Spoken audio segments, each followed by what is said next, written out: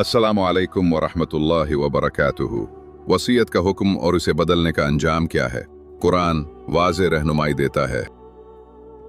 अऊज़ु बिल्लाहि मिनश शैतानिर रजीम। बिस्मिल्लाहिर रहमानिर रहीम। कुतिब अलैकुम इज़ा हदर अहदकुमुल मौत इन तरक खैरन वसिय्यतु लिलवालिदैनि वल अक़रबीन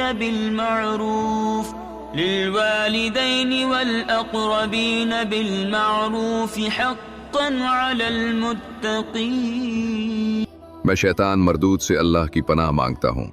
शुरू अल्लाह के नाम से जो निहायत मेहरबान बहुत रहम वाला है।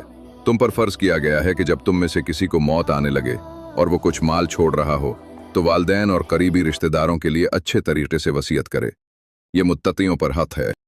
फमन बद्दलहु बअदमा समिअहु फइन्नमा इस्मुहु अलल्लज़ीना युबद्दिलूनहु इन्नल्लाह समीउन अलीम।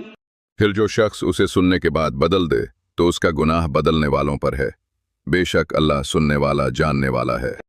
फमन खाफ मिन मूसिन जनफन औ इस्मन फअस्लह बैनहुम फला इस्म अलैहि इन्नल्लाह गफूरुर रहीम।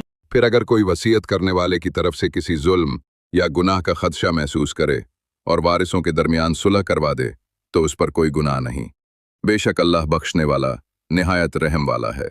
इन आयात में अल्लाह ने वसीयत को मुत्तकियों पर हक करार दिया, वसीयत बदलने को गुनाह बताया और सुलह को जायज़ रखा। इस्लाम माल की मुनसिफाना तकसीम और ख़ानदानी अमन का दर्स देता है। अल्लाह हमें अपने हुकूक अदा करने और जुल्म से बचने की तौफीक दे। आमीन। कमेंट में आमीन ज़रूर लिखें। लाइक, शेयर और कमेंट करें और मज़ीद वीडियोज़ के लिए चैनल क़ल्ब मुतमईन को सब्सक्राइब करें।